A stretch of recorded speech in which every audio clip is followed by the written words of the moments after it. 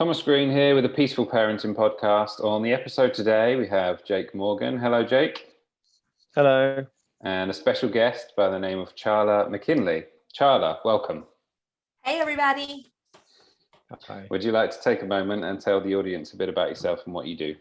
Sure. So I am Charla McKinley, and I have got a mission to help parents raise responsible and ready kids. I've got a freshman in college and a freshman in high school, and my journey was not always smooth, and it was a lot more work than I thought it would be. But as I reflect back on my years and what worked and what didn't work, I really feel very strongly that I have got some words of wisdom to pass down. And one of the things that I had taught my kids growing up is that we are all uniquely gifted in some way to add value to the world. And, true to my words, I wanted to show my kids that I was willing to do that as well. So I started in 2014.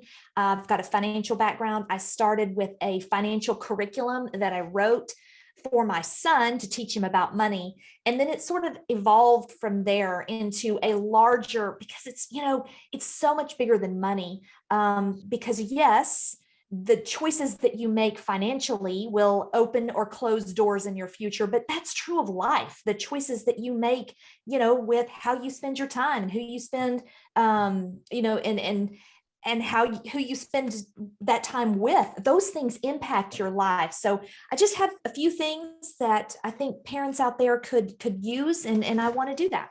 Is Fantastic. that the 6 points that you sent over before the episode of how to empower your child? Yes. So would you like to go over them, and maybe we can stop at each point and fire some questions? I would, yeah. I would be happy to do that. So some of these, I call these, I'm a kind of a no nonsense girl. I don't like to, I don't use a lot of flower language. So some of these are very bold statements. And I start with saying, your kid is not useless. 100 years ago, our kids were out working all day in the fields. And now, we're cutting their meat for them when they're 10. And I just want to challenge us to think about that and just realize, of course we have grown from 100 years ago. We certainly don't want to go back to that. But our kids have the ability to manage their own selves much more so than we're allowing them to do. And isn't it better to teach them, this is a metaphor, of course, but isn't it better to teach them to use a knife when you're right there, so that if something goes wrong, you can help work the healing process through, versus having them use a knife for the first time out in the world, in college, or out, in their early 20s. There can be real damage done when we don't teach these lessons, at home, when it's a safer environment. And so that's the first one. Your job is a teacher, not a fixer. So again, it's very easy, using that knife metaphor again, once they cut their finger, of course, because they're, cutting their meat for the first time and something could go wrong. Our natural instinct is to jump up and run to the first aid and, do everything while the kid just sits there and kind of cries or whatever it is. But really, what is a better lesson, assuming that there's, nothing terribly urgent, assuming it's a minor cut, to walk with the kids, slow down, and it's, hey, looks like you're going to need a Band-Aid. Where are the Band-Aid? Slow it down and let them fix themselves while you teach them how to do it. Why do you need why do you need to wash it out? Well, because there are germs that could get in and get it infected. Why do you need this sort of goo that goes before you put it on the cut? I'm not medical, you can understand, whatever that is that you clean the cut out with, explain that to the kid, how to use a Band-Aid. Because if you don't look for opportunities like that, you never know when the kid will be out on their own and get a cut or something that needs to be tended to, but they've never done it themselves. They don't have the confidence, they're panicked, they don't have the resilience to say, you know what, it's okay, it's just a flesh wound. Let me tend to myself. These are, as parents, this is what we're teaching, is how to survive out there in the world. And we can't teach them with our words. We have to teach them through experiences. And so that's that one. Wow. Yeah. Okay. You are not a camp counselor. We spend so much time organizing our day, okay, now it's time to transition to crafts. I mean, y'all, I had a calendar for my son. And I had it like split up into little hours, and I had little things on it like, okay, in this hour, we're gonna, do crafts. And then we're gonna do what was I thinking? But it's that, but it was a lot of fun. I'm a teacher by heart. And so I just loved my little chart. But what I didn't teach my son is how to be bored, how to entertain himself, how to listen to the voices in his head instead of filling him with voices from electronics and from me and little classes I signed him up for. So when it came time, when he became, when he separated from me naturally in middle school and even upper elementary, he didn't have the skills that he needed to navigate sitting still in school. I mean, it's boring. Being an adult is boring.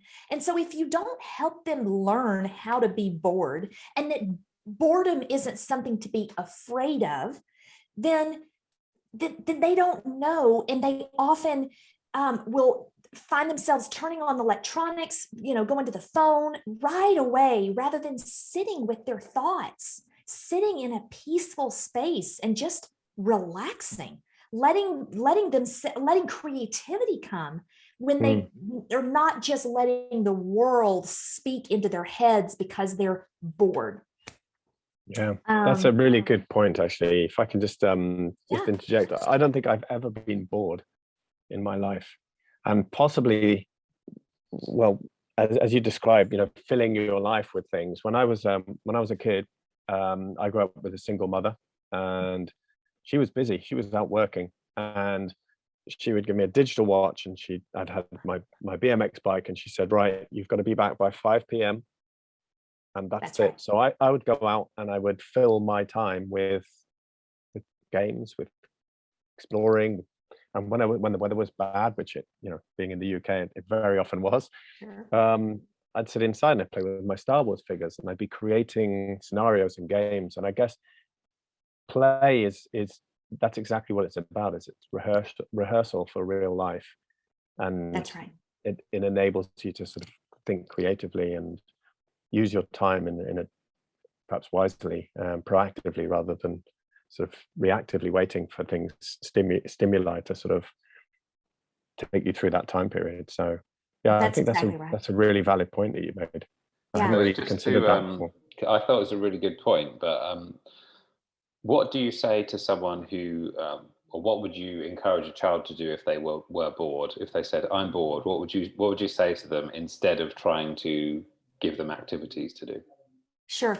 Well, I would remind the kid that boredom is a state of mind. It's very passive in its words. It's almost like I'm bored and like that's the end. Like I've gotten to the end of the road, rather than I have free time, or I don't know what to do next, or something like that. So first, it's a mind frame shift where you're really, like Jake was saying, you're really putting the ownership on yourself.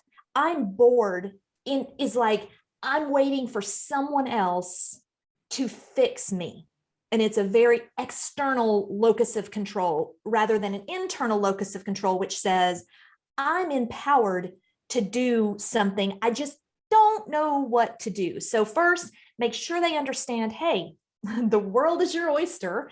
Let's think of some things. What do you want to do? Or, or just, hey, I'm bored. Oh, another, hey, that's great news. And they go, well, why? And go, because there is a lot about life that can be boring. So I'm glad you're getting some practice. Go and, enjoy yourself in your room, or go outside and, find ways to practice your boredom and, become unbored. So those kinds of, I think that's how I would challenge kids and help parents see it a little bit differently. Place the emphasis on the responsibility is theirs rather than yours. Is that what you? That's right. Yeah. That's right. Absolutely. Absolutely. Okay. Do you want to carry on with number 4? Sorry, Sure. can I just before you do, just briefly, one big difference I think between the time when I was growing up and now is just the amount of things that you can passively sit down and allow to fill your time. So the reason I was out on my bike and doing things is because there was nothing on the TV. There was no streaming services. I didn't have a personal computer. So there was nothing that you can sort of sit down and like aimlessly just absorb your time with, which I think is a problem now, because certainly with my kids, you could say, well, if you're bored, why don't you do some homework, or why don't you do some studying? And to which the answer will be, yeah, okay, and they'll disappear into their room, and then they'll probably watch Netflix. That's right. 100%. Yes. So that's a tricky one to overcome, right? It is tricky. And unlike you, I didn't love being outside, but I did have a single mom who did, she was never going to fix my boredom. Like I would never even think to go to her and be like, hey, I'm bored. Okay. So both of us had vast swaths of time to learn to practice boredom and, learn creativity. And these kids, they're just, in reality, there's no way we're going to be able to get back to that.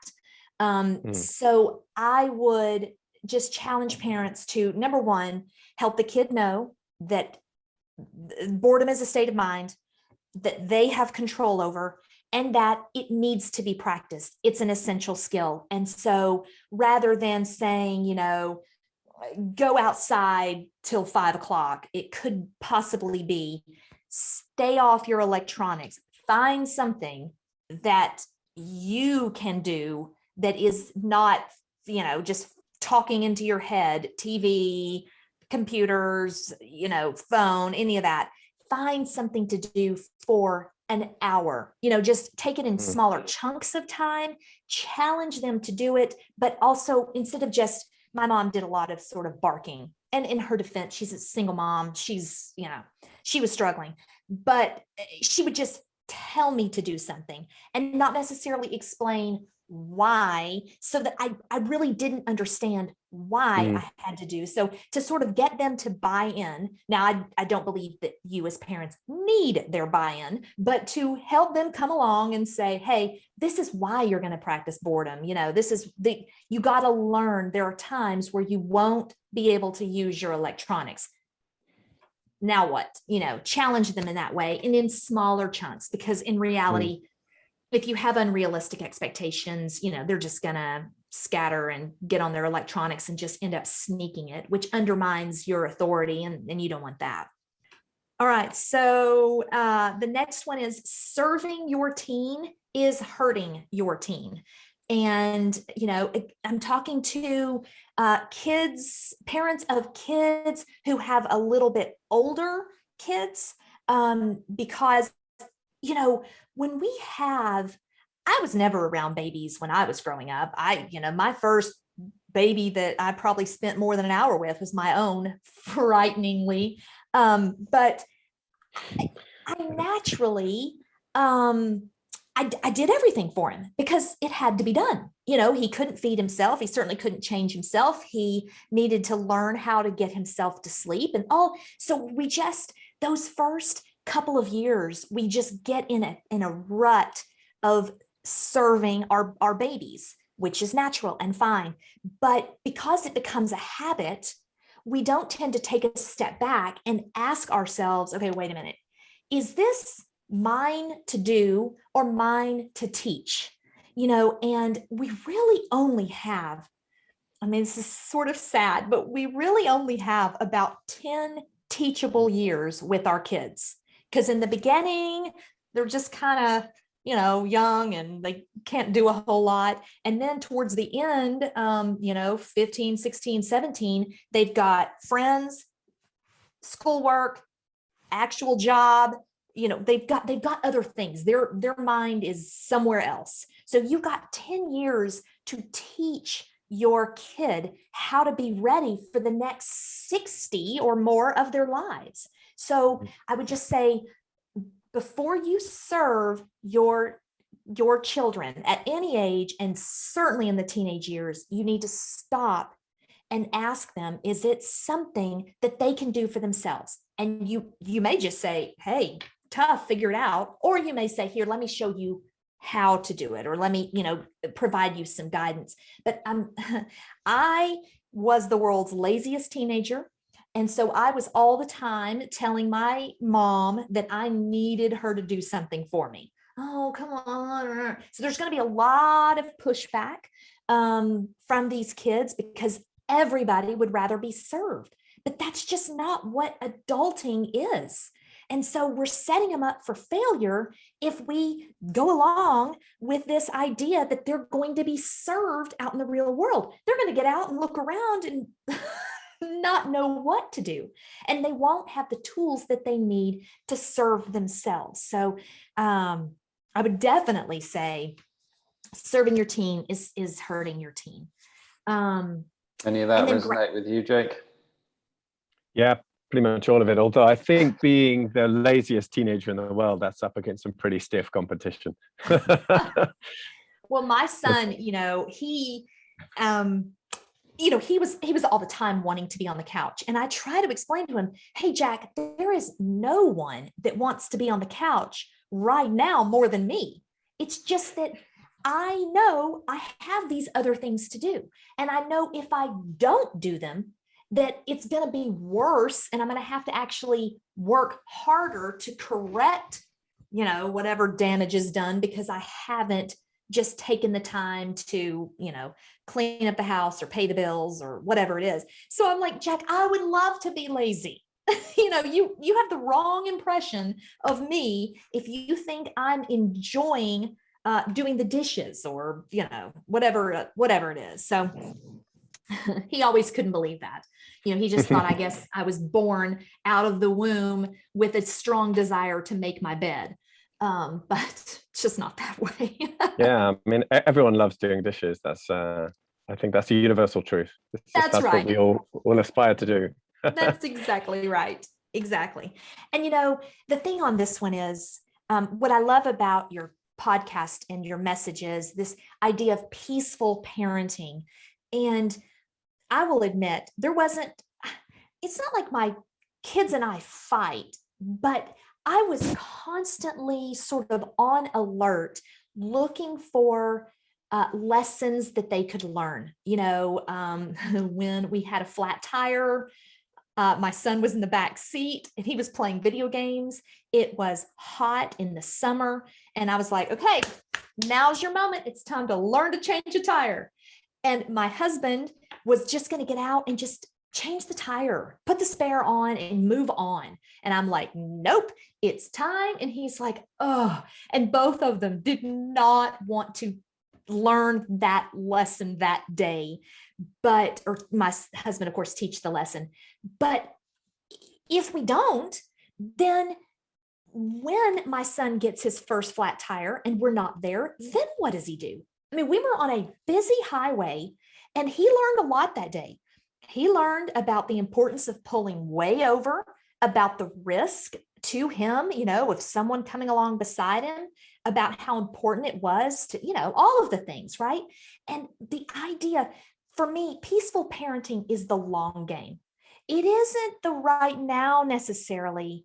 It's this idea. My son is 19 years old. He is 10 hours by car away from me, and I just don't worry about him in the same way.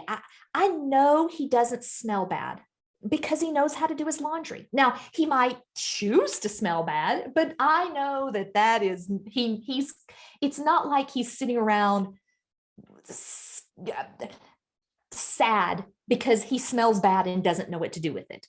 My son knows how to manage his money. He was given the money he was given at the beginning of the semester, and that's it. That's all there is. And so I don't really worry about him knowing how to do that. And just all of those lessons, that is the peace I feel. And it comes now and into the future, I think, as I watch him grow into the man that he's going to be. I'm going to continue to feel that sense of peace. I don't want to skip over any of your points, but I do want to get to something which sure. Perhaps you said was an area of expertise for you, which is essentially helping your children or grown children learn about money and how you can help them do that.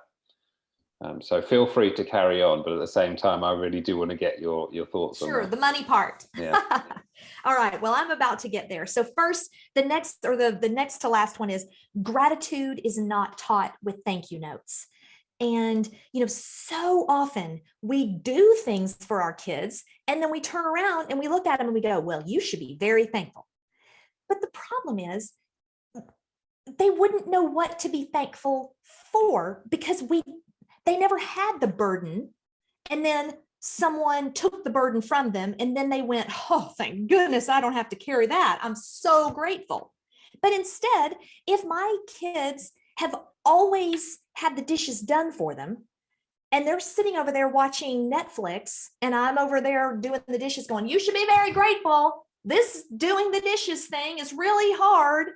They haven't experienced that. So how can you be grateful for something you don't know the cost of? The same thing too, when someone buys me lunch, I'm very thankful because I know I just saved money and got something for free. But these kids, they get everything for free. It's not their money, so they don't know the cost of that free meal. So looking for ways to put money in the kids' pockets and then hold them responsible to buy their own things will then help them be grateful in the future. So my son, he and I are foodies. We love to eat. And so I eat out a lot. And so my son wasn't so much, my husband is a big Star Wars guy, and he had all those Star Wars figures, but my son really, he didn't have a lot of toys and things. But food spoke right to him. And so I gave him money and said, okay, when we go out to eat, you are going to pay. Now, of course, it's my money. I am still paying. I'm not fooling anyone here. It's my money, but I gave it to him and said, now I would give it to him in a month so he could really, feel the tension of spending too much at the beginning and, having not enough in the end. So at the beginning of the month, he would get his allowance to spend on food, and then he had to learn to navigate it. And that inspiration came to me because every time we went out to eat, before I gave him money, he would ask for the hand squeezed lemonade at the restaurant. And it was one of those, that it's like a mocktail, and it's $4 with no refills. And my son would sit down and ask right away, can I have it? And we would begin our meal with this tension. Because if I was in a good mood, I'd say yes. If I'm in a bad mood, I say no. And he doesn't understand the difference. Why? I had it last time, all of that. And so instead, when I was like, what would happen if I gave him the money and let him decide?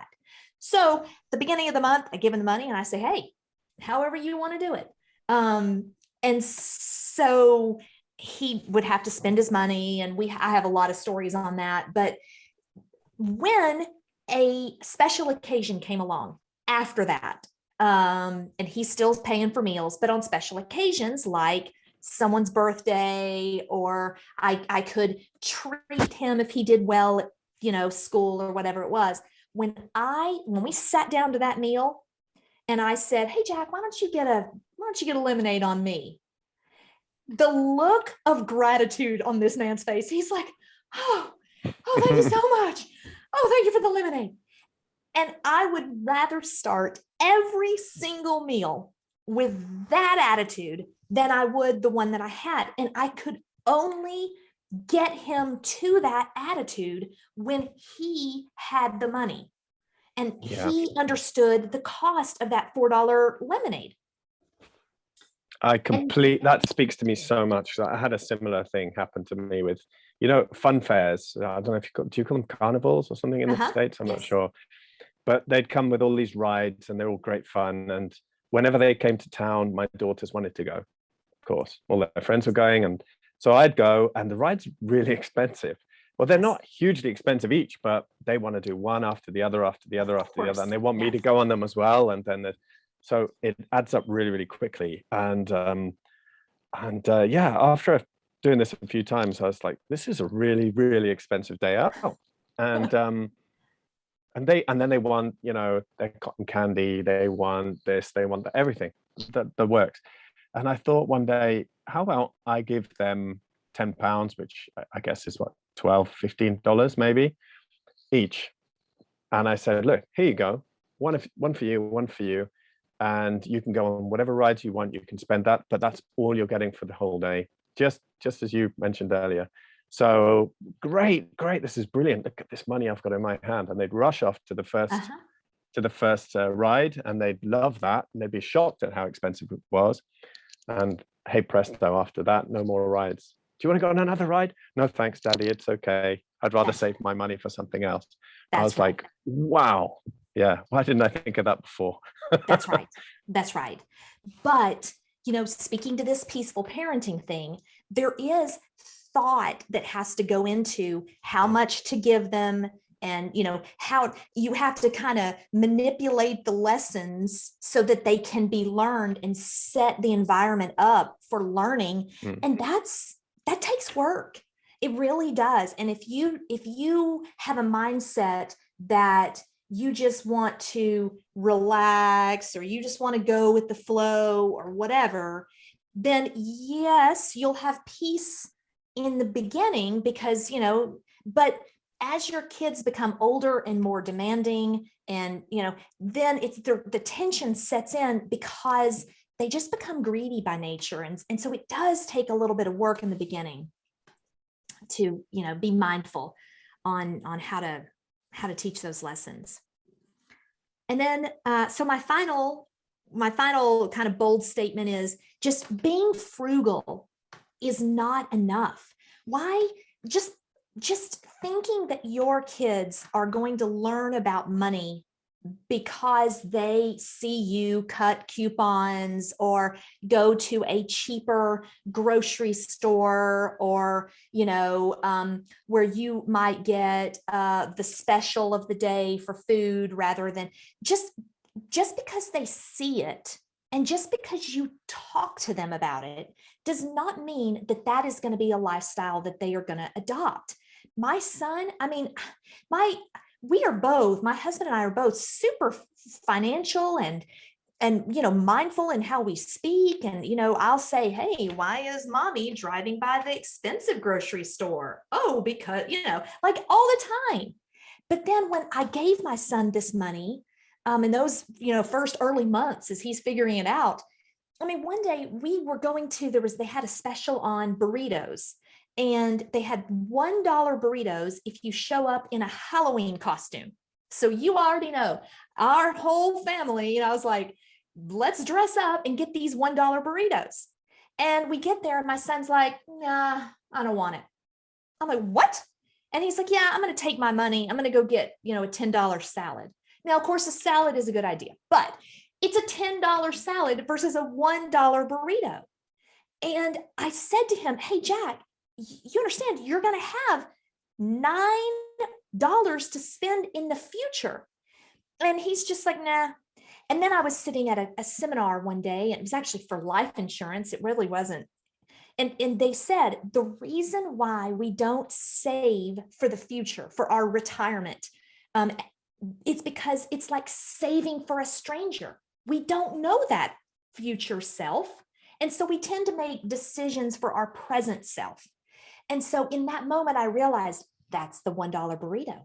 That $9 for Jack, he'd rather have the $10 salad today than give $9 to future Jack for him to spend it. So you can't.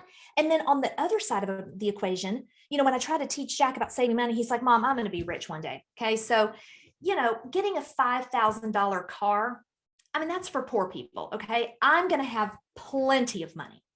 And so if they don't, and that in that moment was when my curriculum was born. That is what I wrote a book to teach him about that. I was so mad. But they think they'll have more money and they're not worried about the future. And so when you live frugally, they may think it's good for you, but they won't understand why. And so you've got to put the money in the kids' hands. But then you have to go a step further, because a $20 allowance is kid money.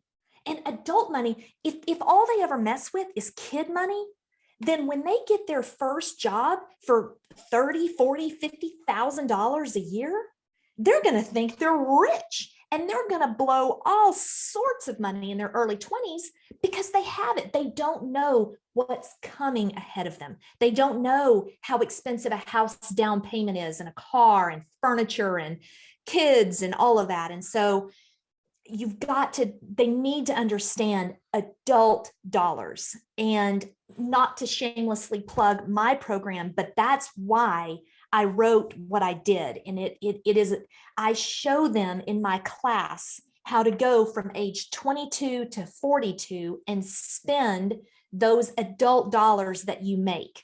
And rather than just talking to them about, well, you really need to be frugal, I let them make choices. The first choice, what job do you have? And that corresponds to an income.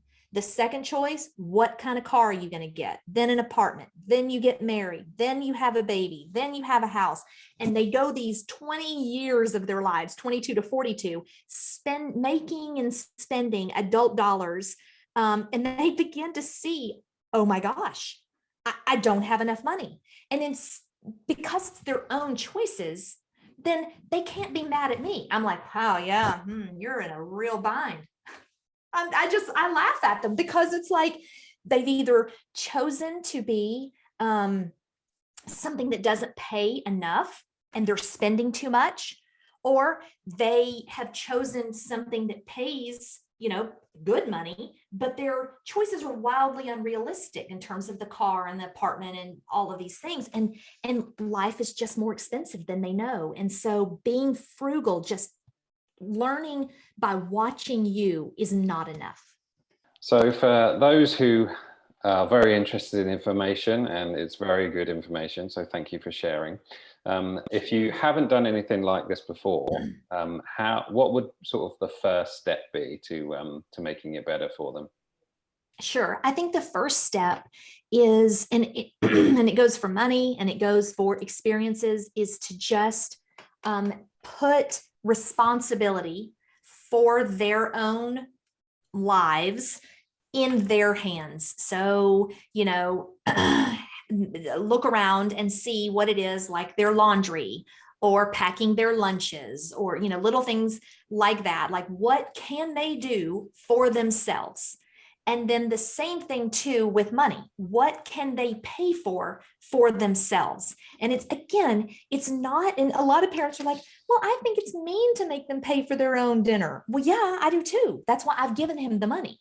It's my money. I'm just transferring it to him to let him practice. I wouldn't, if I wanted him to learn how to play a piano, I wouldn't just talk to him about the piano or give him a book on the piano. I would put a piano in front of him and say, okay, bang around on that thing.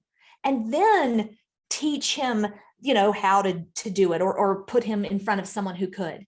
So they got to have hands-on learning, both in the home, managing life skills, and also with money. So that's what I would do is look for ways. But, it is not enough to just give the kids the money and let them play around with it, right? Because what we're trying to do is get them ready for adulting. And we all know that, yeah, we get money, but that money has strings all over it. You've got your house and your cell phone and your blah, blah, blah. So when you give them the money, you have to give them the boundaries. Like Jake was saying, you have to say in this particular instance, hey, okay, now here's the money for the carnival, and there will be no more. And the choice is yours. You are empowered to make these choices. That's practice. And the next time Jake goes to the carnival, if he says, hey, you know what? You ladies have worked so hard. It's my treat. Now they understand. Oh, wow. Okay. So put things in the kids' hands to give them the practice. Yeah, I don't want to go to the carnival again.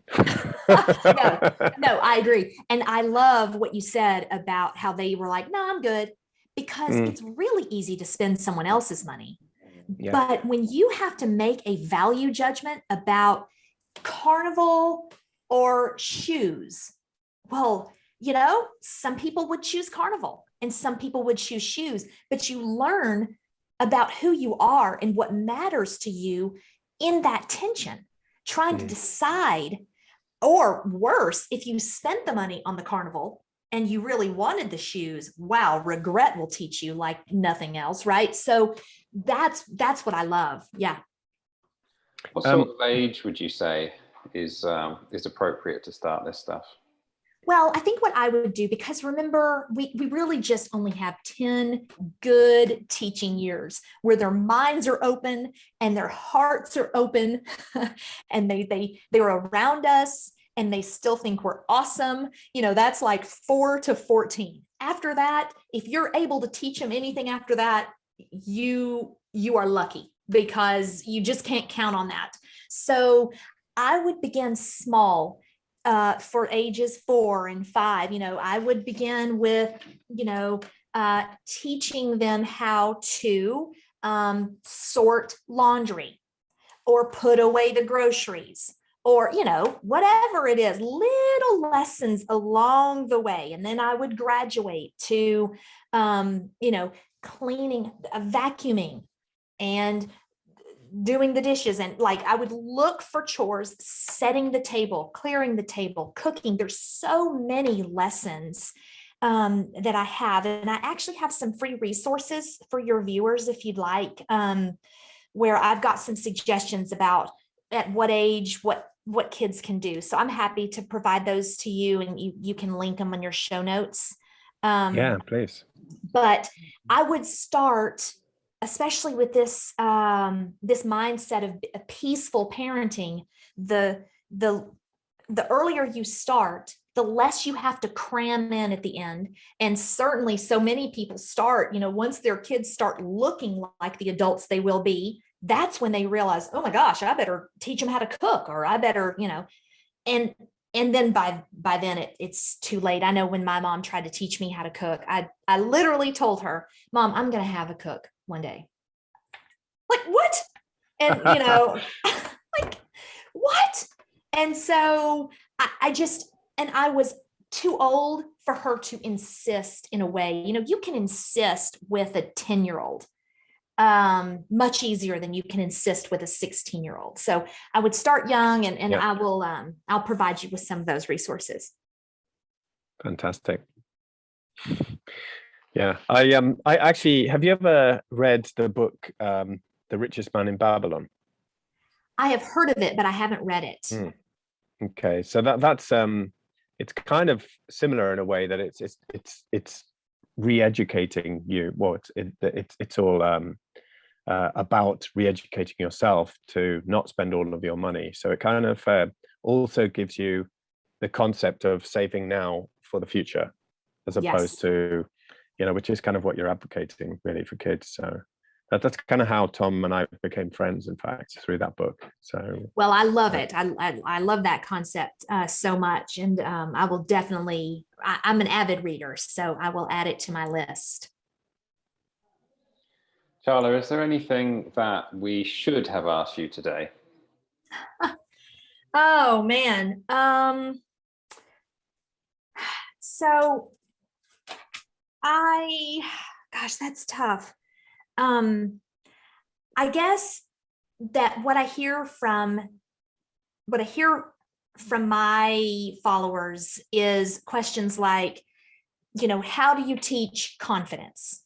And the answer is you get confidence by seeing that you can do something. You put your mind to it and you do it, and then you go, wow, okay, I can do that. So you teach confidence to kids by giving them, my answer is always going to be the same, is just give them responsibility for their own lives. It teaches them resilience. It teaches them grit. It teaches them confidence, self-reliance. There's so much there that these kids learn. And let's see, confidence, self-reliance. What else do people, when we talked about gratitude, that's a biggie. Gosh, I'm really not sure. Well, the gratitude thing really rings a bell, because like you said, if you come to expect certain things, you don't value it. So how can you be grateful for something if you have no idea of its value? So right. I think that's a really important piece. That's right. I wanted to ask you about was the pawn shop calculator.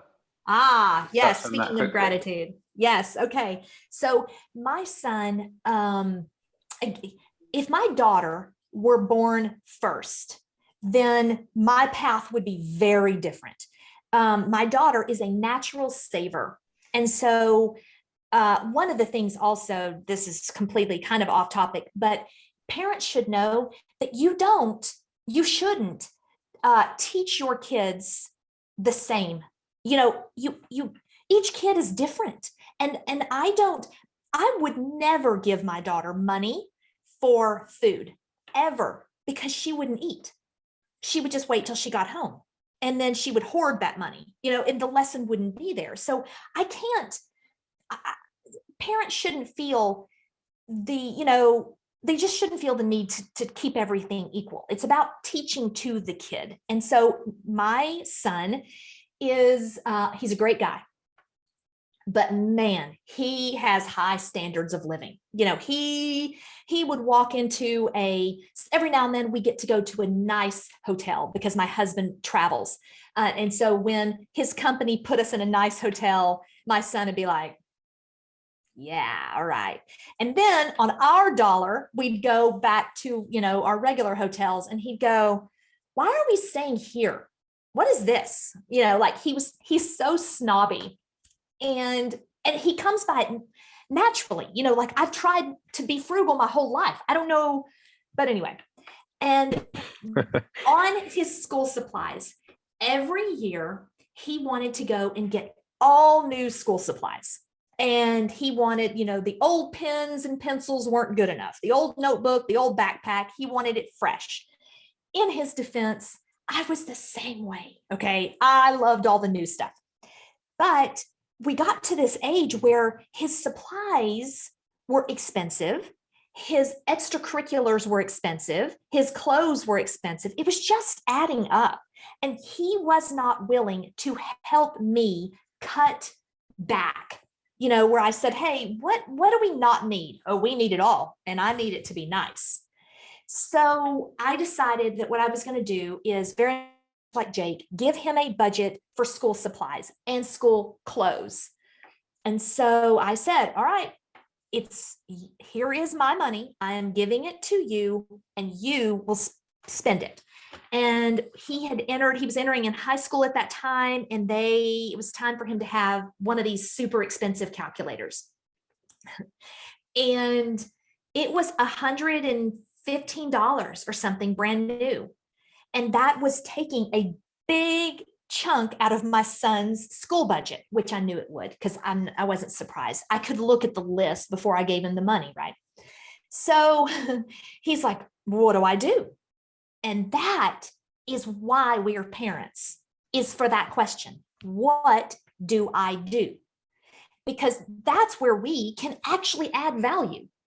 Not just going and buying the calculator, there's no value there, but teaching him how to manage his money, that is where my experience comes in. So I say, well, you know, there's different ways that you can do it, but you know, I would recommend that you get a used calculator. We live in an area where we are surrounded by 3 major universities.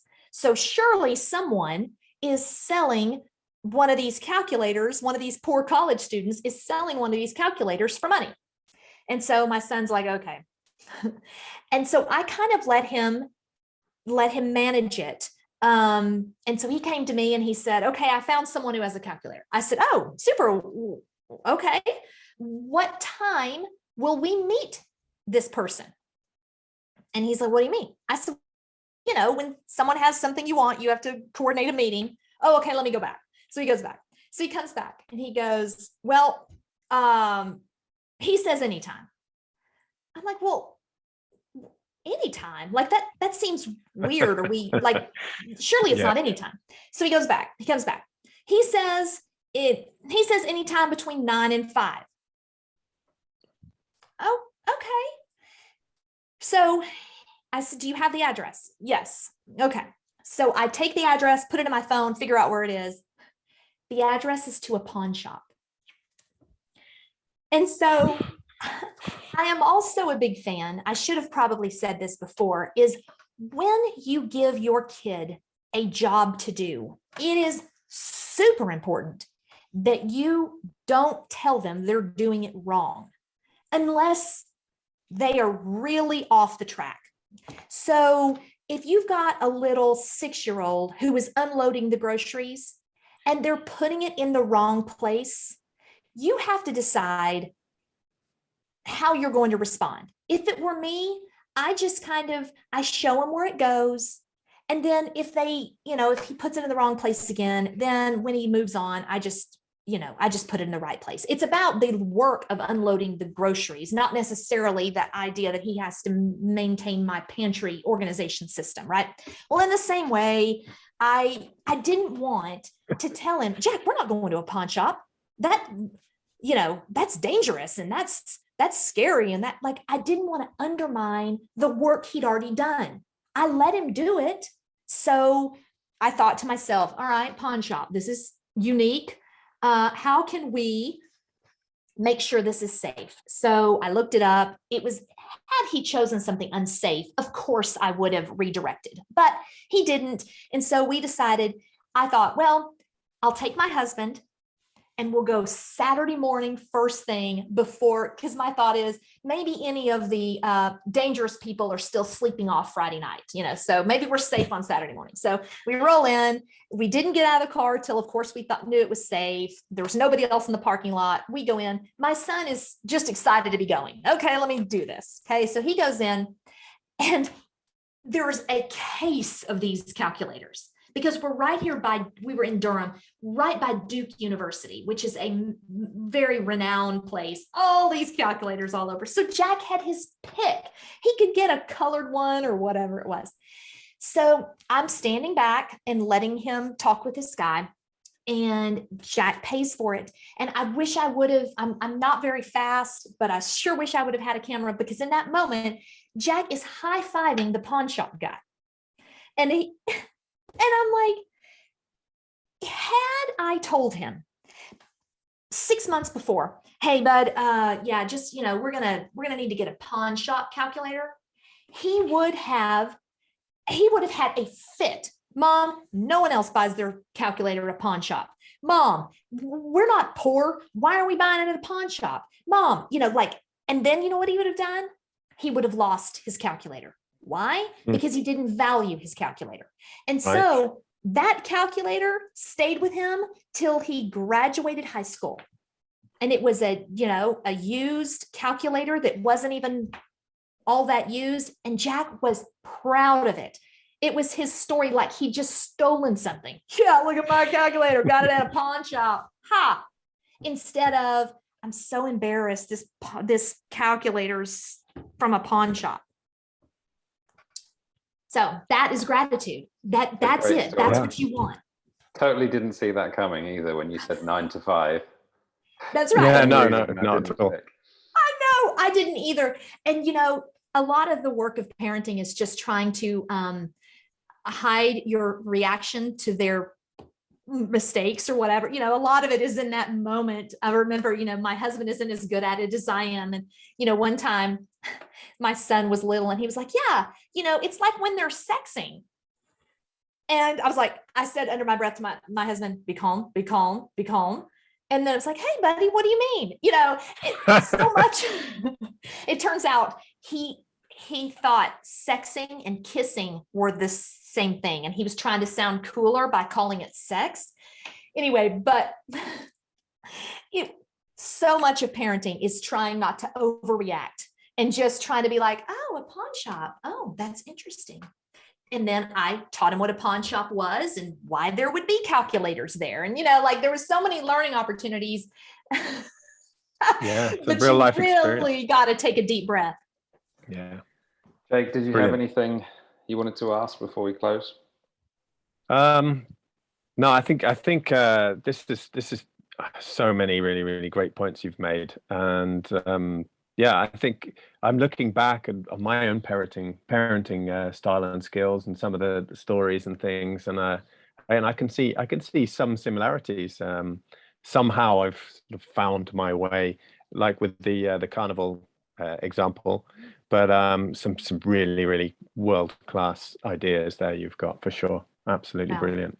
Thank you. It was there were hard-earned lessons there, and I think Jake, as I had a single mom too, and I think, we had to learn. We didn't know how we learned these fundamental truths where, money is finite and, you've got to have responsibility for yourself. Like these were things that were imparted on us, but in such a different circumstance. My son knew I could afford to buy that calculator.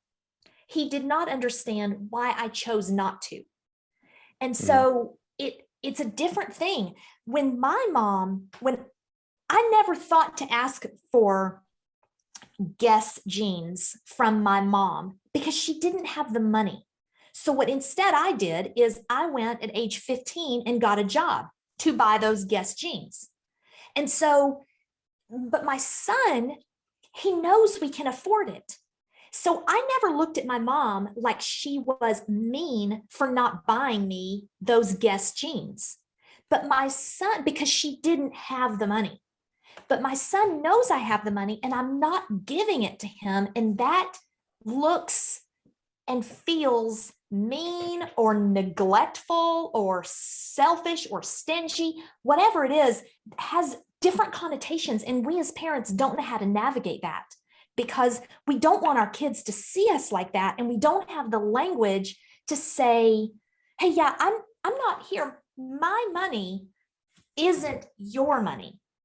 And I am here to teach you, not to pay for you. And, so those are mindsets that are harder for us because so often we find ourselves in completely different situations than when we grew up. And he's going to value all of this now a lot more because of the experience that you've given him.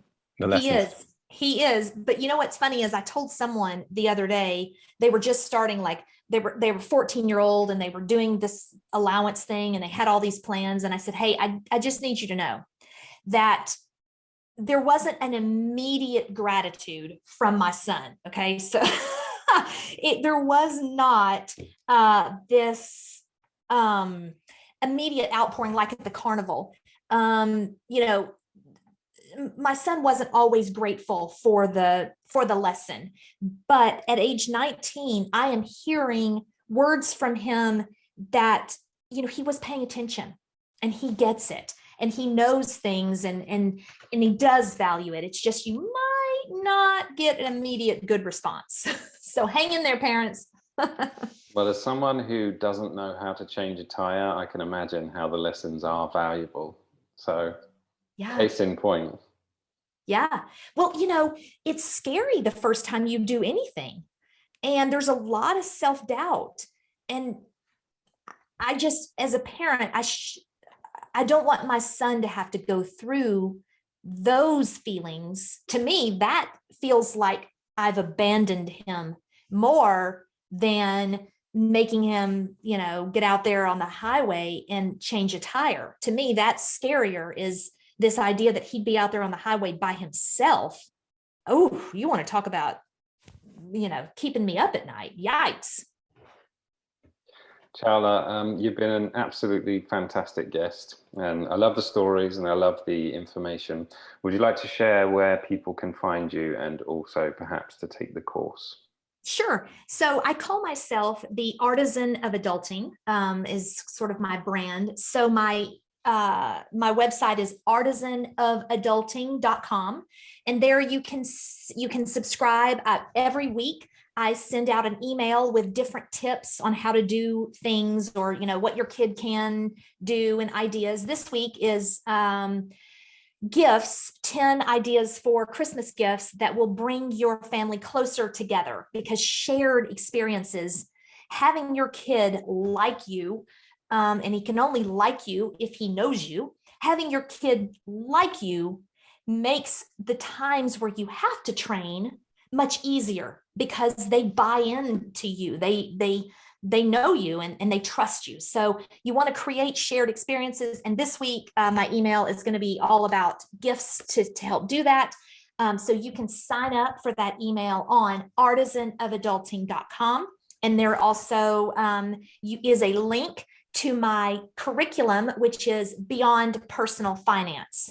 You can see it's bpfclass.com, and you can go to that link and see how about the curriculum and how it would work. I have international families who do it, so I don't really know how it translates in the UK, but because it's all dollar based and everything, and I make them pay for insurance and stuff, where some of my Canadian students they're like, what is this?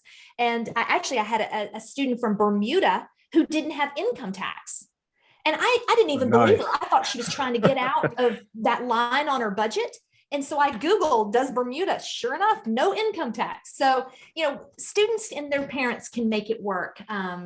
So it's Beyond Personal Finance, and you can find that on the Artisan of Adulting website.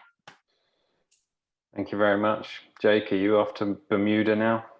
I'm booking my ticket as we speak. Right. Thank you very much, both of you, for your time. Sure. Thanks, guys. Bye. Thank you.